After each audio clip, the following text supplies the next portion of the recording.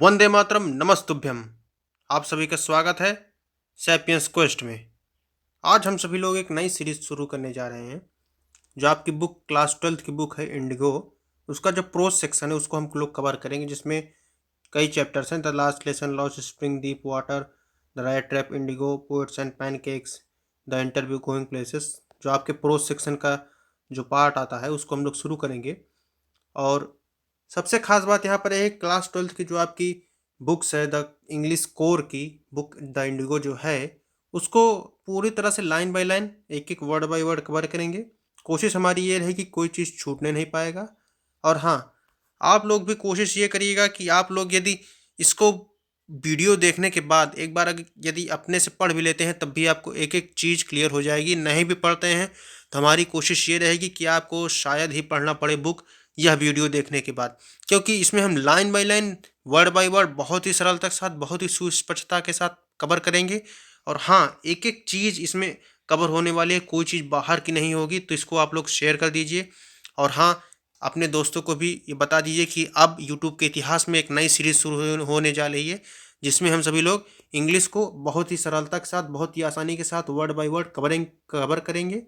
तो बिना वक्त गंवाए हम लोग शुरू करते हैं द लास्ट लेसन, जो हमारा पहला चैप्टर है। अब देखो, पहले डायरेक्ट चैप्टर पे जाने से पहले थोड़ा सा हम इस जो टाइटल है ना, ये जो द लास्ट लेसन टाइटल है, इस पे थोड़ा सा डिस्कशन करेंगे। देखो, चैप्टर है पहला पूरी बुक का, पर नाम क्या है? नाम है द लास्ट लेसन। देखो कितना कंट्रेरी टर्म यूज हो रहा है, मतलब कि यहाँ पर ऑक्सीमोरोन नहीं लग रहा है, विरोधाभास नहीं लग रहा है कि चैप्टर तो पहला है द लास्ट लेसन, लेकिन नाम रख दिया है द लास्ट लेसन। देखो, यही होता है जिसको हम लोग हिंदी में विरोधाभास कहते हैं। विरोधाभास यही है, ऑक्सीमोरोन जिसको कहते हैं, कंट्रेरी, यानी कि एक दूसरे के अपोजिट है। चैप्टर पहला लेकिन नाम द लास्ट लेसन, यही है। मतलब देखो, बुक को इस तरह से डिजाइन किया जाता है ना कि बच्चों को इंटरेस्टिंग लगे, बच्चों को थोड़ा फैसिनेट करे, वो बच्चों को अपनी तरफ अट्रैक्ट कर सके। क्योंकि लिटरेरी टर्म का मतलब ही क्या रह गया अगर हम लोग उसको अपने प्रैक्टिकल लाइफ में यूज ना करें, बुक में यूज ना करें, केवल किताब तक पढ़ा दें। हाँ, ये कॉन्सेप्ट है, ये इसका तरीका होता है, ये फार्मूला है, डिजाइन है, ये रोड मैप पूरा तैयार करके बता दिए, लेकिन उसका यूज कहीं हुआ ही नहीं। प्रैक्टिकल आस्पेक्ट जब उसका अप्लाई नहीं होगा तब तक हम लोग उसको पढ़ने का क्या मतलब है? ठीक। तो जो द लास्ट लेसन चैप्टर है, इसके जो ऑथर हैं वो है अल्फोंसो डाउडेट।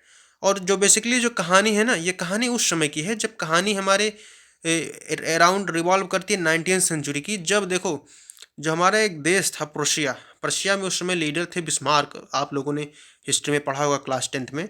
तो जो बिस्मार्क थे, ये इसको, जो फ्रांस हमारा अगला कंट्री उसके बगल का, उसको इन्वेट कर देते हैं। जब इन्वेट कर दिए तो इन्वेट करने के बाद होता क्या है कि वहाँ के फ्रांस के दो शहर थे, अल्सेसे और लॉरेन। देखो, ये जो स्टोरी है ना, बहुत इंटरेस्टिंग होने वाली है। शायद आप लोगों ने स्टोरीज के पहले पढ़ी हो इस तरह की, शायद हमको नहीं लगता है इस थीम पर बेस्ड पढ़ी होगी। तो फ्रांस और में जो शहर थे दो, अल्सेसे लॉरेन। देखिए, ये है आपके दो शहर, अल्सेसे लॉरेन।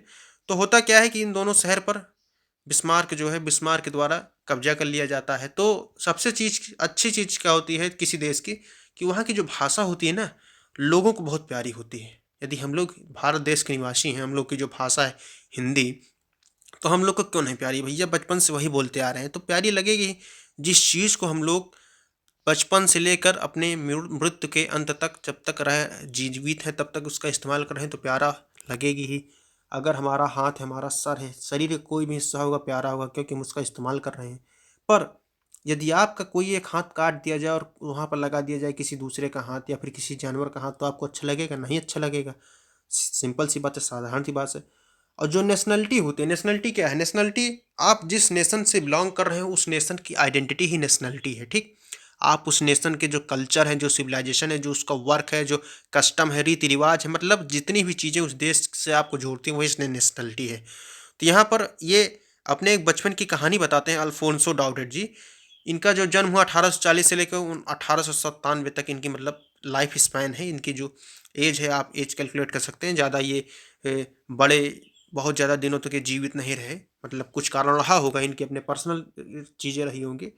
तो ये क्या है, ये फ्रांस के जो है, एक क्या है, एक नागरिक है। और अभी ये बचपन है इनका, बचपन की एक कहानी बताते हैं कि इनके साथ क्या हुआ। तो शुरू करते हैं हम। ये हमारा थोड़ा सा बेस स्टैंडिंग थी, जो हम लोग स्टार्ट करने के चैप्टर के पहले, स्टार्ट करने के पहले जानेंगे। और हाँ, एक चीज़ जो मेन चीज़ खास बात है वो ये है कि अपने आप को आप भाषा से जोड़कर देखें या फिर किसी विशेष धर्म समुदाय से जोड़कर देखें या फिर किसी विशेष आइडेंटिटी से जोड़कर देखें, उससे बहुत बड़ी चीज़ होती है कि आप अपने आप को एक देश से जोड़कर देखें। यदि एक देश को जोड़कर आप अपनी आइडेंटिटी को उसमें नेशन में आप अपनी आइडेंटिटी जोड़कर नेशनैलिटी आप बनाते हैं तो वो चीज़ अलग होती है। वो आपको विश्वव्यापक तौर पर अलग बनाती है। पर यदि आप एक संकुचित दायरे में रहकर अपने आप को एक पर्सनल आइडेंटिटी दिखाते हैं या फिर आप अपनी किसी कम्युनिटी की आइडेंटिटी से शो करते हैं तो वो बहुत नैरो माइंडेड हो जाएगी, बहुत ही छोटी चीज़, वो बहुत छोटी संकुचित मानसिकता हो जाएगी। यदि आप अपने आप को बताना ही चाहते हैं वसुधैव कुटुंबकम की अवधारणा को अपनाइए कि सारा विश्व आपका परिवार है। तो देखो भाई, अल्फोंसो डाउडेट के ऊपर आते हैं, थोड़ा सा इनके विषय में दिया गया है तो इसको पढ़ेंगे, उसके बाद आगे बढ़ेंगे। कि ये फ्रेंच नॉवलिस्ट थे और शॉर्ट स्टोरी राइटर थे। ये इनका मतलब इनका जो कंट्री ऑफ ओरिजिन है वो फ्रांस के हैं और ये छोटी छोटी स्टोरियाँ लिखते हैं। और हाँ, द लास्ट लेसन है ये सेट की गई है किस समय में? फ्रांको प्रशियन वार, जो वार चले थे 1870 से 1871, 1 ईयर वार चला था। तो फ्रांको प्रशियन वार में ये the last lesson story set की गई है। और उसमें होता क्या है कि फ्रांस जो है प्रशिया द्वारा डिफीट हो जाता है। प्रशिया से थे हमारे बिस्मार्क, तो फ्रांस को इसमें हार होती है। और प्रशिया के जो कुछ पार्ट थे, प्रशिया के मतलब जो अल्सैसे लॉरेन जो दो शहर की बात आई यहाँ पर, उस कुछ पार्ट थे वो जो है इसमें चले जाते हैं जर्मनी में। तो उसके बाद फिर क्या हुआ कि Prussia then consisted of what now are the nations of Germany, Poland and parts of Austria. देखो, प्रशिया उस समय क्या था? जो आज का समय जर्मनी है, आपका जो पोलैंड है और कुछ पार्ट ऑस्ट्रिया का है, ये उस समय प्रशिया हुआ करता था। तो प्रशिया मतलब लगता है कि काफ़ी बड़ा कंट्री था। उसके बाद in this story the French district of Alsace and Lorraine have pass into Prussian hand. अब देखो वही चीज़ हुई जो अभी हमने बताया कि प्रशिया के जो फ्रांस के दो शहर थे अल्सैसे लॉरेन, जो मतलब दो डिस्ट्रिक्ट का मतलब जिला हो गया, तो ये दोनों जर्मनी के हाथों में चले जाते हैं। और ये एक छोटे बच्चे की स्टोरी है कि किस तरह से उसको एहसास होता है कि जिस चीज़ को हमेशा से वो नकारता रहा, आखिरी में उसी के हाथ से वो चीज़ चली गई। हाँ, कुछ यहाँ पर 6 ऐसे टर्म दिए गए हैं जिनके विषय में आपको बहुत जानना बहुत ज़रूरी है। कि इन ग्रेट ड्रीड ऑफ, ड्रीड का मतलब सही से डर होता है, तो बहुत ही जब डर की आशंका होती है, डर के विषय में होते हैं, तब इस ग्रेट ड्रीड ऑफ बोलते हैं। इन यूनिशन, यूनिशन का मतलब बेसिकली मीनिंग होती है कि जब हम लोग एक साथ किसी चीज़ को करें या फिर एक साथ किसी चीज़ को बोलें। जैसे कोरस होता है, कोरस का मतलब जब आप गाना एक साथ गाएं। जैसे फैमिली, जैसे आप लोग मान लीजिए फैमिली में बैठे हैं और कोई प्रार्थना करनी है, या फिर प्रार्थना छोड़िए, प्रेयर होती है आपके स्कूल में सुबह, उसको कह सकते हैं यूनिशन में होती इकट्ठा। अ ग्रेट बसल, बसल का मतलब होता है जब कहीं पर एक साथ एक जगह, कहीं पर बहुत ज़्यादा व्यस्त जगह हो, बहुत हड़बड़ाहट वाली चीज़ हो रही है, इधर उधर सब लोग भाग रहे हों। उसके बाद काउंटेड आउट, काउंटेड आउट का मतलब सही से कहीं कहीं कहीं पर भरोसा करना भी होता है, कहीं कहीं पर एक तरह से विश्वास करना भी यूज हो जाता है। Thumbed at ages, thumbed at ages का जो मेन मतलब है यहाँ पर देखिए, ये रेफरेंस के आधार पर है। जब यहाँ पर आप लोग पढ़ेंगे कि जो एक व्यक्ति है जो बचपन की किताब या फिर प्राइमरी की किताब लेकर आता है, तो उस किताब में आप देखेंगे थम्ब एट एजेस से मतलब उसके किनारे खराब हो गए हैं। सही सही वर्न आउट या टर्न आउट भी होता है, पर ये इसके मीनिंग्स देखो, ये जो वर्ड यहाँ पर दिए हैं ना, ये कहीं कहीं पर ये एज ए फ्रेजेस यूज होते हैं, तो फ्रेजेस यूज होकर के डिफिनीशन या फिर मीनिंग को कम्प्लीटली कहीं पर भी चेंज कर सकते हैं। ठीक। उसके बाद फिर रीअप्रोच अवर सेल्फ विथ, मतलब अपने आप को एक नए नज़रिए से देखना है, फिर अपने आप को खंगालना यहाँ पर इस्तेमाल कर सकते हैं। तो यही सब कुछ मीनिंग है जो यहाँ पर आगे यूज हुई हैं, और उसको हम देख सकते हैं कि मीनिंग को हम किस तरह यूज कर सकते हैं। अब अल्फोंसो डाउडेट जी बताते हैं कि ये मॉर्निंग में इनको बहुत लेट हो जाता है स्कूल के लिए, तो ये डर रहे हैं। डर किस चीज़ करें? स्कॉल्डिंग से। स्कॉल्डिंग का मतलब प्रताड़ना या फिर डांटना, सही सही डांटना होगा, यहाँ पर प्रताड़ना शब्द नहीं यूज करेंगे, लेकिन प्रताड़ना भी होता है। क्यों? क्योंकि वो मिस्टर हैमल हैं, जो उनके क्लास टीचर हैं, उन्होंने कहा था कि क्वेश्चन आपको याद करके लाना है किस पे? पार्टिसिपल्स पे। आप लोगों ने पढ़ा होगा कि past participle, present participle, participle एक ग्रामर की पार्ट है। तो पार्टिसिपल पे उन्होंने चैप्टर याद करने के लिए कहा था और कुछ क्वेश्चन थे, लेकिन उनको ये नहीं पता था कि वो मतलब अल्फोंसो जी ये चीज़ भूल जाते हैं और ये चीज़ नहीं करते। क्यों? क्योंकि I did not know the first word about them, क्योंकि उनको ये पता ही नहीं था कि पार्टिसिपल होता क्या है। जब कोई चीज़ आपको पता ही नहीं है, जब ABCD आपको पता ही नहीं, तो आप इंग्लिश लैंग्वेज को पढ़ कैसे पाएंगे? वही चीज़ है कि मिस्टर हैमिल ने कहा तो, लेकिन अल्फोंसो जी को ये पता ही नहीं था कि पार्टिसिपल का जो ए फॉर एप्पल होता है ना, उनका उसका जो एक छोटी सी मीनिंग होती है ना, उसको वो भी नहीं पता थी उनको।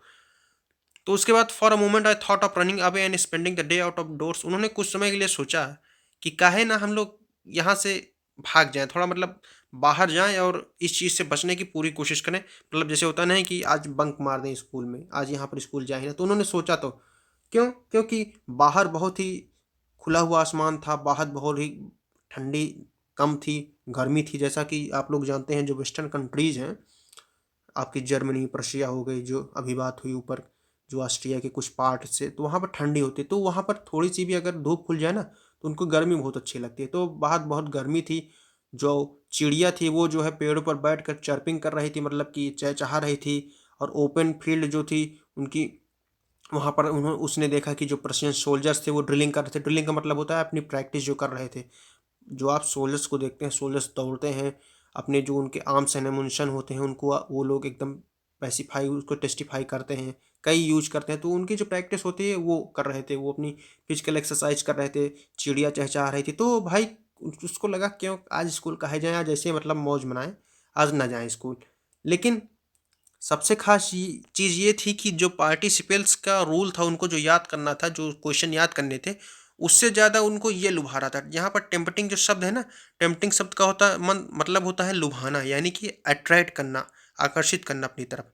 लेकिन सबसे मेन चीज़ यहाँ पर देखो, जो बच्चे सोचते हैं कि आज स्कूल नहीं जाएंगे ना, यहाँ पर देखो अल्फोंसो जी बहुत ही मेन चीज़ अंडरलाइन करते हैं कि I had the strength to resist and hurried off to school. इसके बावजूद सभी चीज़ें उनको बहुत लुभा रही थी, पर उनके पास इतनी स्ट्रेंथ थी कि इसको रजिस्ट कर जाएं, उसका विरोध करें। और वो क्या किए, स्कूल के लिए दौड़ कर भागे, हरीड किए, मतलब जल्दबाजी किए कि हाँ मैं स्कूल जाऊंगा, चाहे मुझे जितनी भी चीज़ें लुभाएं अपनी तरफ। आप देखेंगे कि आज बहुत अच्छा दिन है, आज कहीं मैच हो रहा है, आज कह लिए जाएं, आज स्कूल नहीं जाएंगे। पर उनके अंदर ये रेजिस्टेंट पावर थी कि उन्होंने इस चीज़ को रजिस्ट किया और स्कूल गए। जैसे ही वो टाउन हॉल का जो अ, मतलब जो बगल का उनका रास्ता था, जैसे टाउन हॉल को पास किए, उन्होंने देखा कि जो बुलेटिन बोर्ड एक लगा होता है जिस पे जानकारी लगी थी, वहाँ पर बहुत भीड़ है। क्यों भीड़ है, क्योंकि पिछले 2 साल से जो भी पुरानी, जो भी खराब खबर आती थी, यानी कि जो बैटल्स हार गए, जो जंग वो हार गए, या फिर कोई नए कमांडिंग ऑफिसर का जो ऑर्डर होता था वो आता था। तो उसने सोचा कि हो सकता है ऐसा ही कुछ रहा होगा, हमेशा जो 2 साल से खराब खबर आ रही है, तो यही सब होगा, यही इसीलिए भीड़ लगी होगी। तो मुझसे क्या मतलब जो भी मैटर हो मैं वहाँ पर नहीं रुकूंगा। वो रुके भी नहीं और वो चलते चले आए। लेकिन उन्होंने कोशिश ये की कि वो जितनी जल्दी हो सके उतनी जल्दी वो स्कूल पहुँचे। उन्होंने देखा कि जो ब्लैक स्मिथ और जो वाचर है वो भी वहाँ पर थे, जो अपना काम कर रहे थे। और काम करने के साथ साथ वो बुलेटिन बोर्ड को भी पढ़ रहे थे। और उसके बाद उन्होंने जब अल्फोंसो जी को देखा तो उन्होंने कहा कि भैया इतनी तेज़ मत जाओ, डोंट गो फास्ट बब। मतलब कि बब जो यहाँ पर एक टर्म यूज हुआ है, एक कह सकते हैं एब्रिविएशन है, कि इतनी जल्दी क्यों जा रहे हो, तुम तो स्कूल अपने समय पर पहुँच जाओगे, तुम्हारे पास समय बहुत है।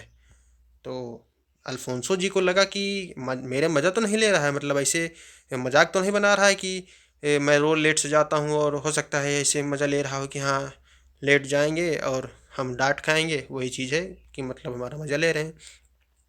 लेकिन वो समय से जो है पहुंच गए। तो जैसे कि कई बार होता है कि जो मिस्टर हैमिल थे उनसे ये बहुत डरते थे, हमेशा डर, डांट खाने का डर इनको बना रहता था। लेकिन आज क्या हुआ, आज वो समय पर पहुंच गए। तो बताते हैं कि जब वो स्कूल पहुंचे तो होता क्या है कि जब भी स्कूल शुरू होता है तो आप लोग देखते हैं कि बहुत आवाज़ होती है, बहुत चहल पहल होती है। जहाँ देखो वहाँ चहल पहल, खटर पटर हो रहा है, बात बच्चे आपस में बात कर रहे हैं, कहीं इधर कुछ कोई सामान उठा के रख रहा है, कोई आ रहा है, कोई जा रहा है। तो ऐसे होती है। और कई बार स्कूल की चहल पहल सड़कों पर भी सुनाई देती है। जैसे कि कोई मान लो कोई बेंच को आगे पीछे कर रहा है, और जो हमारे लेसन्स है, lessons repeated in unison, uni शब्द आ गया ना, यूनि शब्द मतलब एक साथ इकट्ठा होकर के लेसन को रिपीट कर रहे हैं। मान लो कोई प्रेयर होगी, प्रेयर को रिपीट कर रहे हैं, बहुत तेज जो बोल रहे हैं।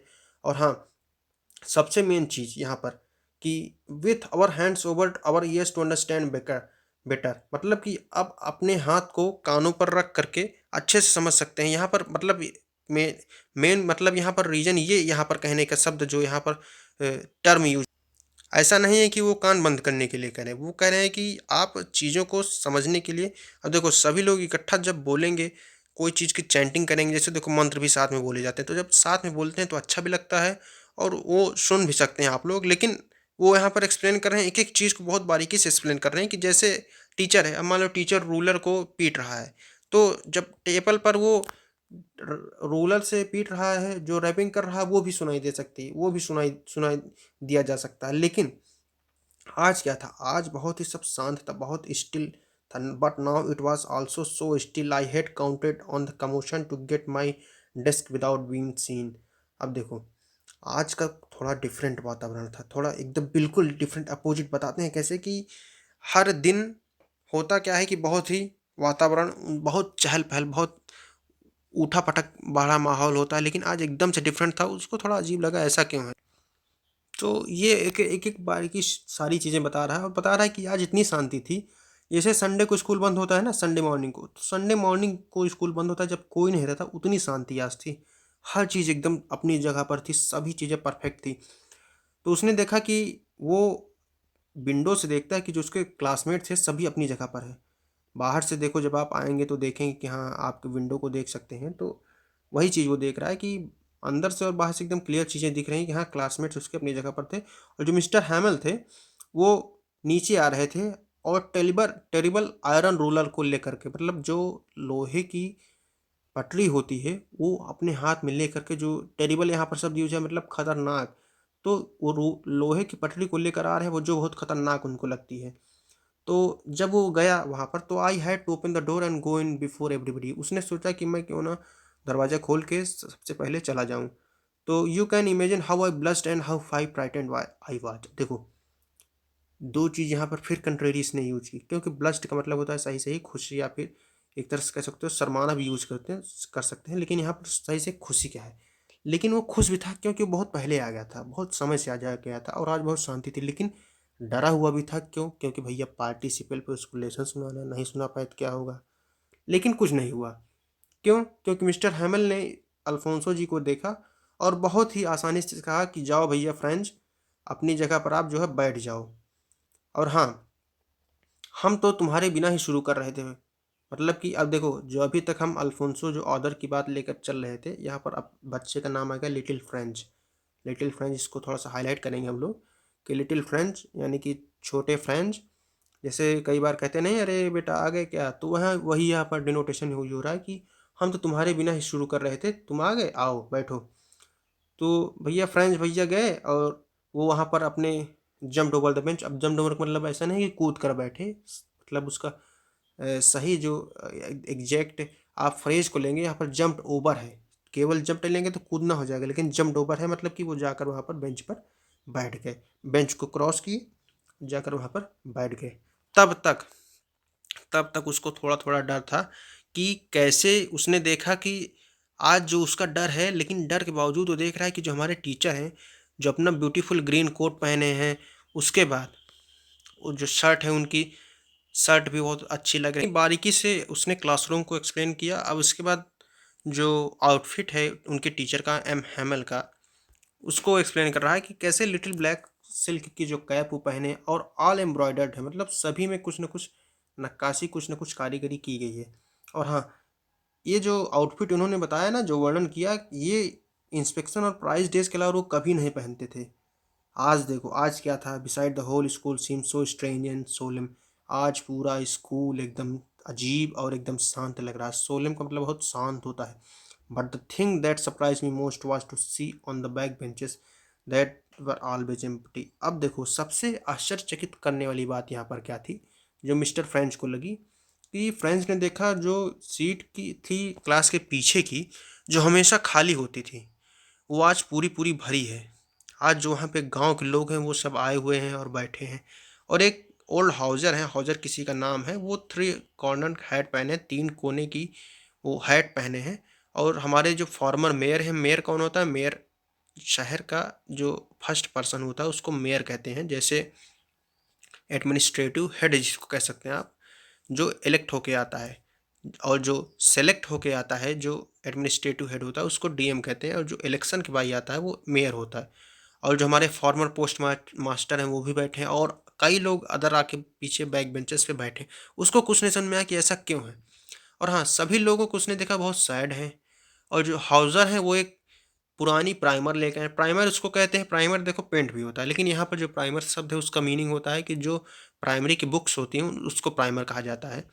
और हाँ, थम्ब्ड एट द एजेस, जो थम्ब्ड एट द एजेस जो स्टार्टिंग में हमने बात की थी ना, वो आ गया कि मतलब किनारों से एकदम जैसे लग रहा है वो फटी हुई हो या फिर पुरानी हो गई हो। जैसे कहते नहीं, जैसे किताब कॉपी आप लोग देखते हैं तो किनारों से खराब हो जाती है, उसी तरह। और वो अपने घुटनों पर उसको चश्मे लगाकर देख रहा है और पेजेस को पलट रहा है, हॉजर जो ओल्ड हॉजर है। ठीक, एक एक चीज़ देखो कितनी विस्तृत तरीके से क्लासरूम के जो वातावरण उसको इन्होंने एक्सप्लेन किया है।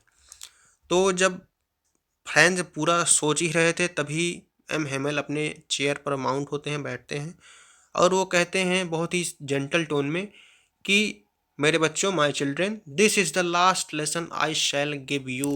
बहुत इंपॉर्टेंट लाइन, यहाँ से कई बार क्वेश्चन बनते हैं कि यहाँ पर गौर करने वाली बात क्या है कि ये मेरा आखिरी लेसन है। जो आपके चैप्टर का टाइटल है ना, वही चीज़ यहाँ पर आ गई कि ये जो मैं लेसन आपको देने जा रहा हूँ, आज जो मेरा चैप्टर है पढ़ाने का, वो लास्ट लेसन है। क्यों? क्योंकि जर्मनी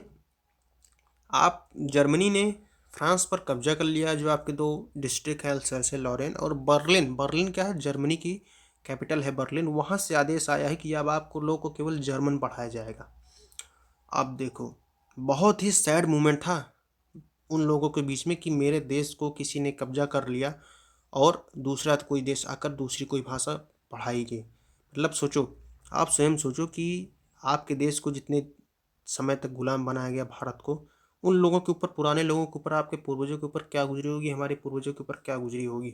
वैसे यहाँ पर एक बहुत इमोशनल पॉइंट हो गया और कहते हैं कि new master comes tomorrow, this is your last French lesson, I want to be very attentive. यह मेरा लास्ट चैप्टर है और जो आपके नए टीचर हैं ना वो कल आ जाएंगे, तो मैं चाहता हूँ कि जो आपका लास्ट लेसन है बहुत ही अच्छे से तरीके से हो।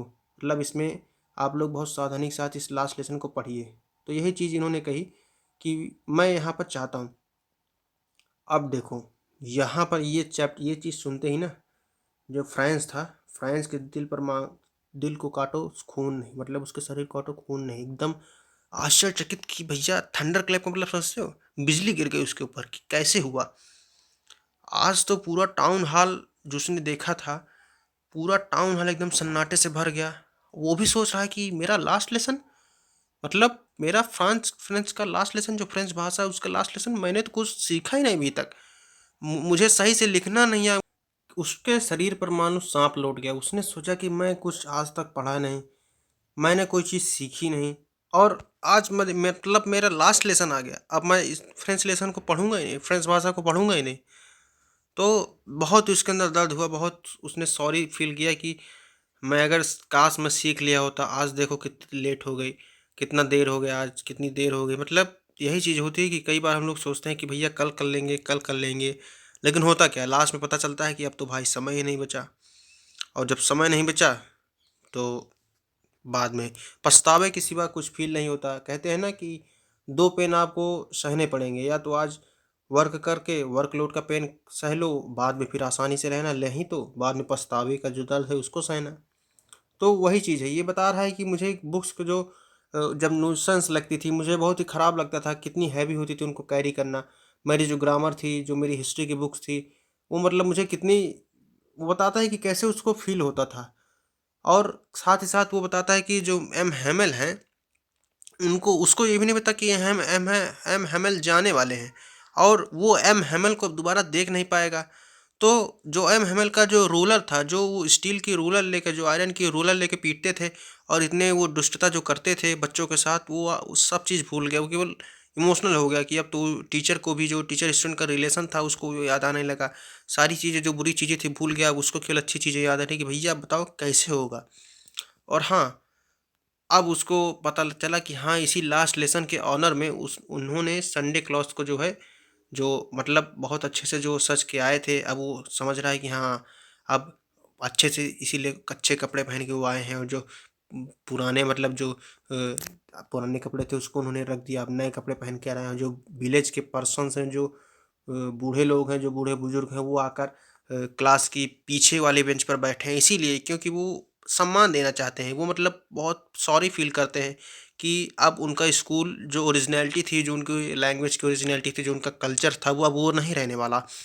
तो वो अपने मास्टर को थैंक कर रहे हैं कि भाई आपने 40 साल तक जो फेथफुल सर्विस दी, जो आपने इस देश को सर्व किया, जो आपने निस्वार्थ सेवा की, उसके लिए उनको रिस्पेक्ट देने आए हैं वो लोग। अब उसको धीरे-धीरे चीज़ें समझ में आ रही हैं कि क्यों बुलेटिन बोर्ड पर इतनी भीड़ लगी थी और क्यों जो पीछे की बेंच हमेशा खाली रहा करती थी वो आज भरी हैं। जो सन्नाटा आज क्लास में एंटर करते हुए था वो क्यों था? मतलब एक-एक चीज़ कहीं न कहीं एक-एक एस्पेक्ट जुड़ते हुए जा रहे हैं, हर पॉइंट जुड़ रहा है। तो जब वो ये चीज़ सोच रहा था तो उसने सुना कि उसका नाम बुलाया गया। अब उसका नाम किसने बुलाया? एम हैमिल रहे होंगे जिन्होंने उसका नाम बुलाया, और अब उसका टर्न आया कि हाँ, जो उन्होंने पार्टिसिपल पर जो लेसन याद करने के लिए दिया था, अब उसको सुनाना था। जो जिसको स्टार्टिंग से ही डर रहा है कि अब मुझे सुनाना होगा तो मैं क्या बोलूँगा वहाँ पर जा कर के। तो उसको वो बहुत डर लगता था कि पार्टिसिपल का इतना खतरनाक ड्रेडफुल रूल, देखो खतरनाक का मतलब ड्रेडफुल का मतलब समझते होगे, बहुत ही डरावना यानी फ़ियरफुल रूल था, जो हमेशा से उसको डर लगता था। और हाँ, वो जानता था कि मैं उसको कभी भी अच्छे से नहीं पढ़ा हूँ, ना ही मैंने ट्रांसलेशन पढ़ा है। पहली बार में तो उसको लगा कि भैया मैं तो बिना डरे हुए, बिना किसी मिस्टेक के बहुत लाउड और क्लियरली ये रूल को सुना दूँगा। उसको लगा कि उसको उसको सारे रूल पता हैं, पर होता यही है कि हमको लगता है कि हम जैसे no study no confusion, more study more confusion, वही चीज़ यहाँ पर हुई कि उसको लगा कि नहीं, मैंने अब पढ़ा तो उसने कुछ नहीं था, लेकिन उसको लगा कि मैं सब सुना दूँगा। लेकिन जैसे ही उसने देखा कि पहला वर्ड वो बोलने ही वाला था कि उसको सारी चीज़ें मिक्सअप हो गई, समझ ही नहीं आ रहा है कि क्या करे। उसका हार्ट इतनी तेज़ी से बीट कर रहा है और वो जब देख रहा है कि मतलब उसकी नज़र भी इतनी हिम्मत नहीं कर पा रही कि वो ऊपर देख सके। तो उसने सुना कि एम हैमेल कुछ कह रहे हैं, कि एम हैमेल ने कहा कि आज डरो मत, आज मैं तुमको कुछ कहूँगा नहीं, आज स्कोल्ड नहीं करूँगा, मतलब तुमको मारूँगा नहीं, यू लिटिल फ्रेंच, मतलब छोटे फ्रेंच, आज मैं तुमको कुछ कहूँगा नहीं। लेकिन हाँ, आज तुमको ये बुरा लग रहा होगा ये देख कर के कि हम लोगों ने जो अपने आप से कहा कि एक ये देखो यहाँ पर इन्होंने रिसाइट किया है कि वाह! मतलब कि हमारे पास बहुत टाइम है। हमेशा हम लोग अपने आप से ये झूठा वादा करते रहे कि I have plenty of time, I will learn it tomorrow, मतलब मैं कल सीख लूँगा। हमेशा से अपने आप से हमने धोखा किया। और देखो आज क्या हो रहा है, आज की कंडीशन देखो कि आज क्या हो रहा है कि अल्सैसे मतलब इतनी ज़्यादा ट्रबल में आ गया है। और कल से जो तुम्हारी पढ़ाई है, ये पढ़ाई भी जो फ्रांस की लैंग्वेज है, फ्रेंच लैंग्वेज है, जो पार्टिसिपल था, वो भी नहीं पढ़ पाओगे। और हाँ, अब तुम्हारे पास भी कोई कहने के लिए कुछ चीज़ नहीं बचेगी कि सिवाय दो दुःख, दर्द और पश्चाताप के। जो तुमने सोचा, जो तुमने हमेशा से कहा कि मेरे पास बहुत समय है, मैं हमेशा पढ़ लूँगा, मेरे पास टाइम की कोई कमी नहीं। आज देखो आज कंडीशन क्या हो गई। इसीलिए तो कबीरदास जी ने कहा है कि ना कि काल करे सो आज कर, आज करे सो अब, पल में पल रही होएगी बहुरी करेगा कब। कब पल बीत जाएगा, कल कब समय बीत जाएगा, तुम समझ ही नहीं पाओगे। और जो करना चाहते तो कभी भी कर भी नहीं पाओगे। तो वही चीज़ यहाँ पर एम हैमिल उसको बहुत अच्छे से, बहुत प्यार भरी भाषा समझा रहे हैं कि तुम बहुत फ्रेंच मैन बनते हो ना, तुम तो अपनी भाषा को लिख और पढ़ भी नहीं सकते। मतलब कि तुम इतने बेकार हो कि क्या बताएं, तुम इतने ज़्यादा बेकार होना नहीं चाहिए था, लेकिन तुम हो, अब क्या कहा जाए। तो केवल उसको एक रियलिटी बता रहे हैं कि हम लोग को अपने आप से एक जो री अप्रोच आवर सेल्फ, मतलब यही बहुत बड़ी चुनौती है कि होती है कि हम अपने आप को सही तरीके से अप्रोच करें, सही तरीके से अपने आप को टीचिंग दें, अपने आप को सही डिसिप्लिन में लाएं। ये हमारे लिए बहुत बड़ी चुनौती होती है और वो भी तुम नहीं कर पा रहे हो। तो एम हैमल उसको बहुत ही अच्छे से समझा रहे हैं कि अगर क्या होगा कि तुम नहीं पढ़ोगे, तो कहते हैं ना कि नहीं पढ़ोगे तो जो अपना व्यापार है, या फिर जो तुम्हारे पिता जो फार्म चलाते हैं, जो मिल चलाते हैं, वहीं पर तुमको लगा देंगे और थोड़े से पैसे कमाना, और फिर उसके बाद मुझे ब्लेम मत देना, मतलब कि मैं नहीं पढ़ा पाया, कि मैंने कुछ नहीं किया, क्योंकि मैंने तुम्हारे लिए बहुत चीज़ें की है। क्या मैंने तुमको कभी भी छुट्टी नहीं दी जब मैं फ़िशिंग पे जाता था? तो कुछ उसको एग्जांपल लेकर बताते हैं कि कैसे उस एम हैमल ने हर कोशिश की, हर प्रयास किया कि फ्रेंच को, लिटिल फ्रेंच को सब चीज़ें बता दी जाएँ, पर फ्रेंच जी ने कभी भी उस चीज़ को ख़ासा ध्यान नहीं दिया। और अब आखिरी दिन है जो इमोशनल हो गए हैं सभी लोग। तो उसके आगे हम लोग बढ़ेंगे कि कैसे एक-एक चीज़ को बहुत ही विस्तृत तरीके से एक्सप्लेन किया जा रहा है, यहाँ पर बताया रहे हैं कि एम हैमल पूरी तरह से कोशिश कर रहे हैं कि बताएँ कैसे उनको अब याद आएगी, कितनी फ्रेंच बहुत अच्छी लैंग्वेज थी। यहाँ पर मैप दिया हुआ है, उसके नीचे आप लोग देख सकते हैं, ये इंग्लिश चैनल है, यहाँ पर इसके ऊपर यूनाइटेड किंगडम पड़ता है।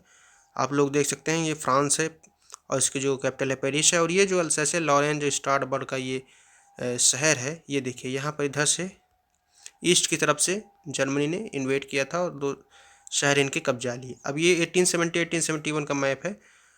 तो अब देखो इधर फ्रेंच उदास है और उधर एम हैमल भी उदास है। सोच रहे हैं कि एम हैमल उससे कह रहे हैं कि उससे क्या पूरे क्लास से कह रहे हैं कि जो फ्रेंच लैंग्वेज है पूरे दुनिया के सबसे ना बहुत ही खूबसूरत लैंग्वेज है, मोस्ट लॉजिकल लैंग्वेज है और हमें इसे कभी नहीं भूलना है। हमको इसको गार्ड करके रखना है।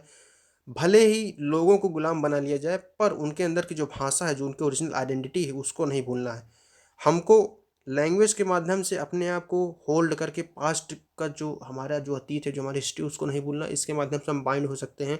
मतलब कि जैसे कहते हैं ना कि जात पात को भुला करके हमको अपनी भाषाई विभिन्नता जो है हमारी, उसको भाषाई एकता में लाना होगा। कई बार जैसे देखिए साउथ में भी कई स्टेट्स बने हैं जो लैंग्वेज के आधार पर हैं, जिसमें सबसे पहला आंध्र प्रदेश था। तो यही चीज़ें बता रहे हैं कि लैंग्वेज हमको बाइंड करती है, हमको एक आइडेंटिटी देती है।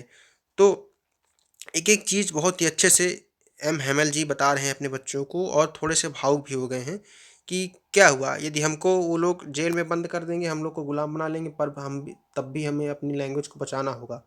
ठीक। उसके बाद क्या करते हैं कि वो एक ग्रामर का लेसन खोलते हैं।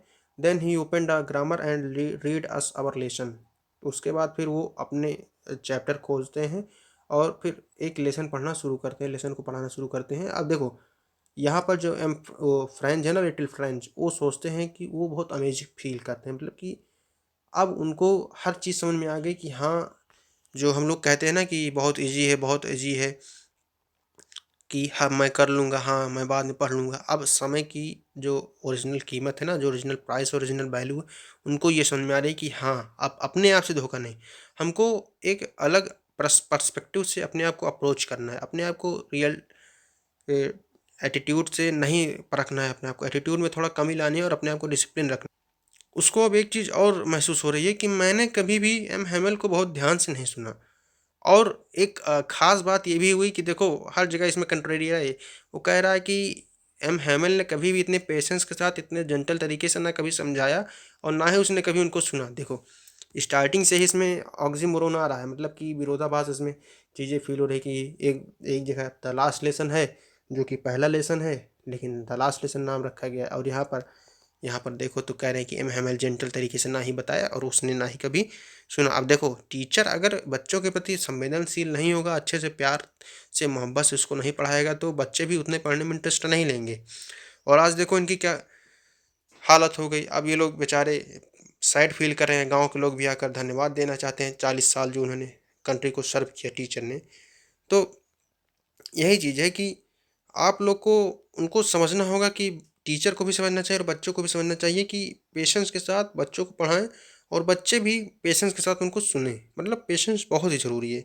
It seemed almost as if the poor man wanted to give us all he knew before going ban to put it all into our heads at one stroke. अब देखो अब फ्रेंच को realise हुआ कि जो हमारे एम हैमल हैं ये चाहते हैं कि जितना भी आज तक इन्होंने पढ़ा, जितना भी चीज़ें जानते हैं ना, वो सारी चीज़ें बच्चों के दिमाग में भर दें एक बार में। मतलब देखो वहाँ पर भाषाई प्रेम को दिखाया जा रहा है कि लैंग्वेज कितना वो लोग लव करते हैं, अपने आप अपने लैंग्वेज को कितना प्यार करते हैं।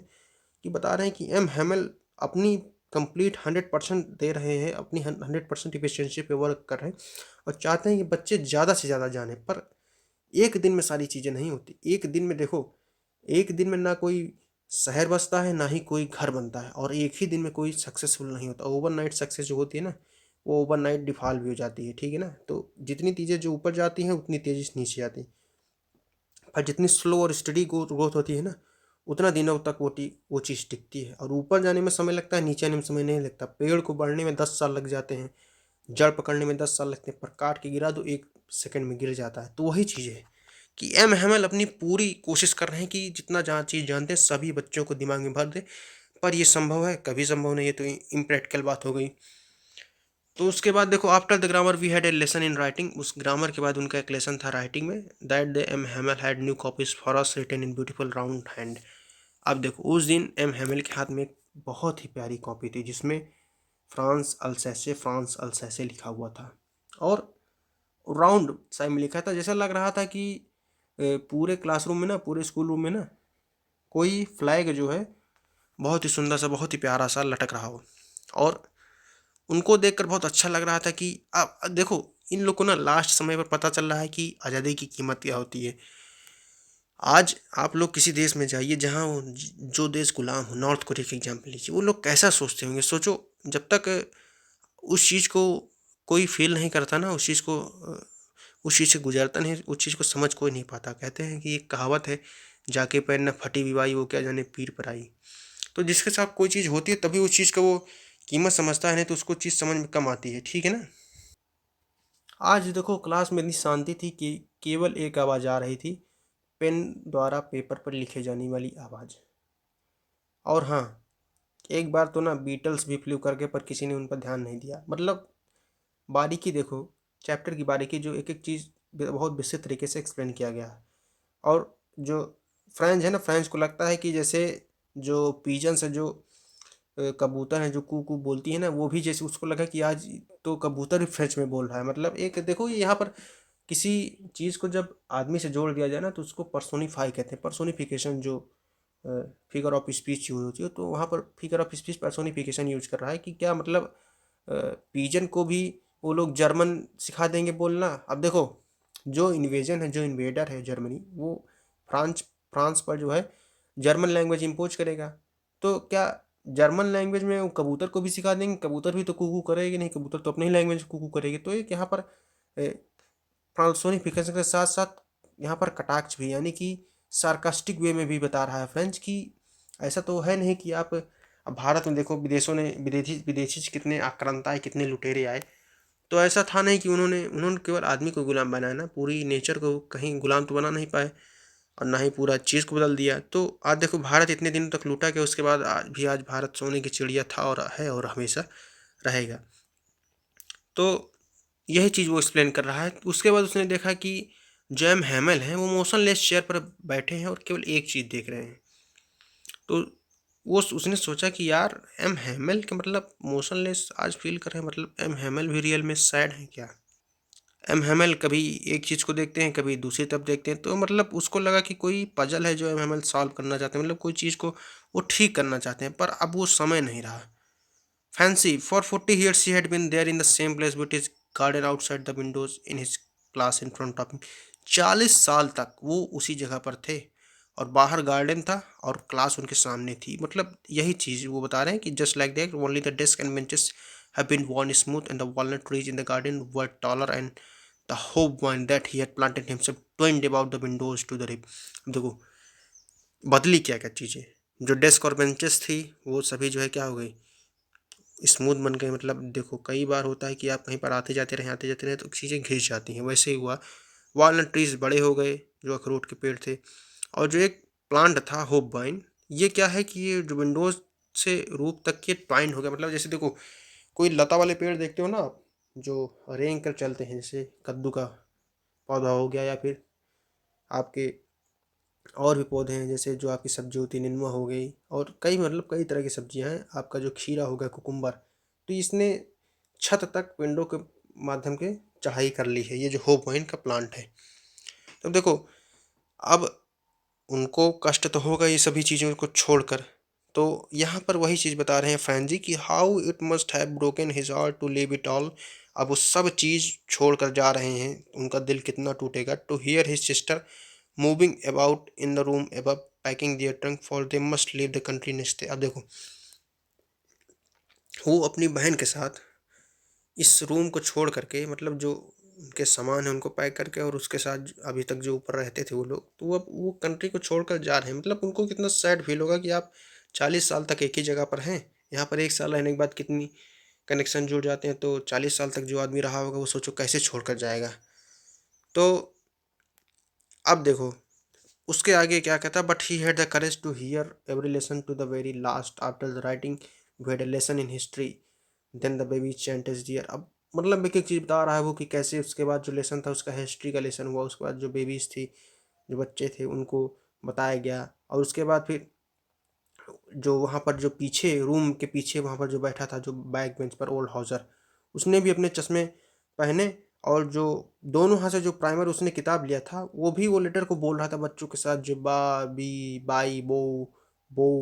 मतलब कि देखो, बच्चों के साथ बोलना, मतलब अब देखो वो लोग अनपढ़ थे, वो लोग दुःख में थे कि अगर शायद काश पढ़ लिया होता, तो आज ये कंडीशन नहीं होती कि मतलब अपनी लैंग्वेज हमको पढ़ना और लिखना नहीं पता। कितनी शर्म की बात उनके लिए रही होगी, ये चीज़ सोचने लायक है।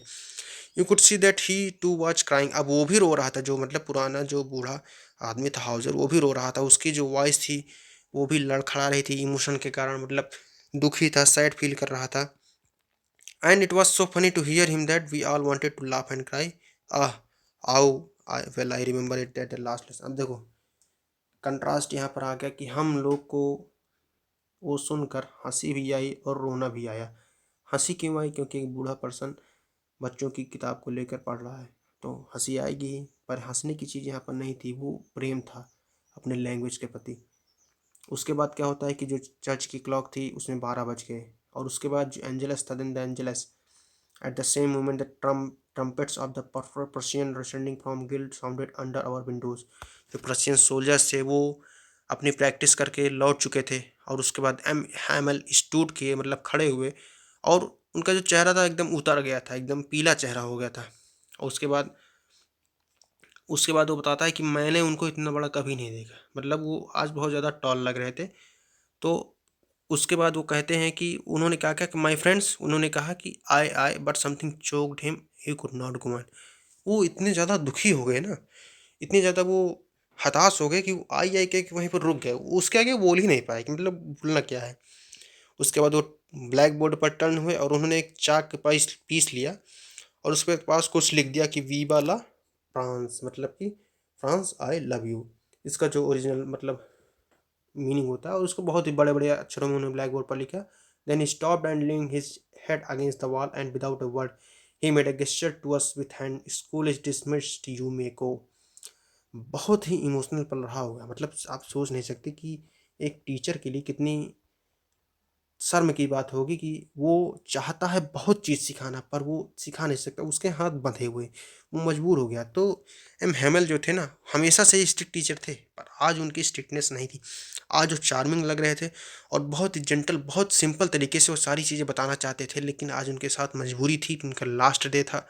तो उन्होंने केवल इतना लिखा कि वो खड़े हुए कुछ बताने के लिए, लेकिन आई करके वो वहाँ पर रुक गए, और उसके बाद फिर वीवा ला फ्रांस लिख करके, और उसके बाद लास्ट में अपने सर को ब्लैक बोर्ड से लीन किया, मतलब उस पे झुक कर खड़े हुए, और उन्होंने कहा कि स्कूल डिसमिस हो गया है, अब आप सभी लोग जा सकते हैं। मतलब देखो, इतना इमोशनल चैप्टर ना हिस्ट्री में शायद ही और कोई जगह पर रही होगी जहाँ पर हुआ होगा। कई जगह पर इस तरह की घटनाएं हुई, पर जो यहाँ पर डिस्क्रिप्शन दिया गया है ना, ये अल्फोंसो डाउडेट की लिटरेरी वर्क है। मतलब उसकी जो साहित्यिक कलाकृति है ना, जो साहित्यिक रचना है, उसकी एक खासियत है कि मतलब उसने बहुत ही बारीकी से कैसे चिड़िया बोली, कैसे ब्लैक बोर्ड पे उस वो खड़े होकर लिखे, कैसे जो आर्मी वाले थे डील करके वापस आ रहे हैं, तो एक एक चीज़ यहाँ पर उन्होंने एक्सप्लेन करी।